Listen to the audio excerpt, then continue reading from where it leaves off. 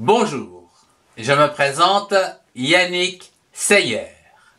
Bienvenue dans les cours de chimie de seconde, où aujourd'hui je voudrais vous parler des espèces chimiques constituant un mélange qui peuvent être identifiées par des techniques d'extraction ou de séparation en espèces connues.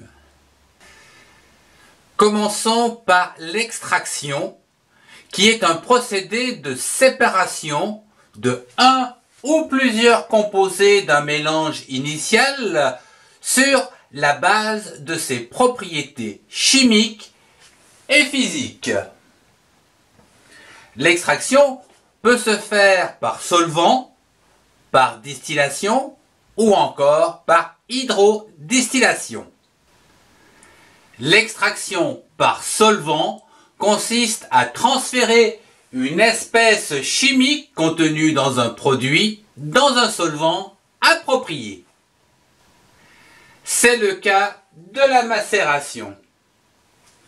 C'est un procédé qui consiste à laisser un solide dans un liquide froid pour en extraire les composés solubles.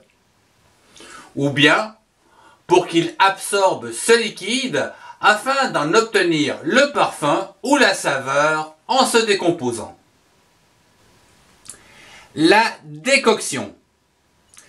C'est une méthode d'extraction des principes actifs ou des arômes d'une préparation par dissolution dans l'eau bouillante. Le thé, par exemple, ou une infusion. Elle s'applique surtout aux plantes telles que les racines, les graines, les écorces, le bois, etc. L'extraction par distillation. C'est un procédé de séparation des constituants d'un mélange liquide par condensation de la vapeur obtenue en portant le mélange à ébullition. C'est le cas par exemple de l'extraction des alcools par distillation. Dans les extractions, je voudrais terminer par l'extraction par hydrodistillation. C'est un procédé qui consiste à entraîner la vapeur d'eau d'une espèce chimique volatile contenue ici dans un mélange. C'est le cas par exemple de l'obtention des huiles essentielles de fleurs par hydrodistillation. Passons à l'identification.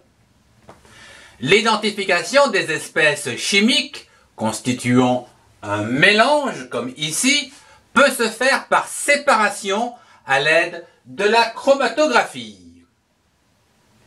La chromatographie sur couche mince est une méthode permettant de séparer les différents constituants d'un mélange. Voyons le principe.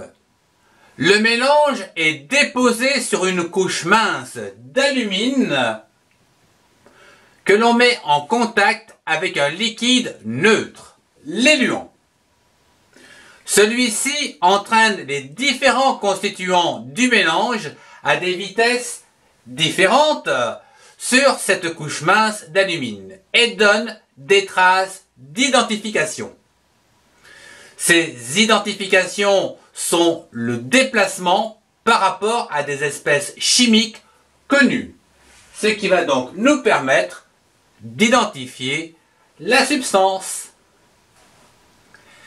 Il est à noter que l'identification d'une espèce chimique peut également s'effectuer par la mesure de sa température de fusion ou d'ébullition. Je vous remercie de votre attention, au revoir et à très bientôt pour un prochain cours.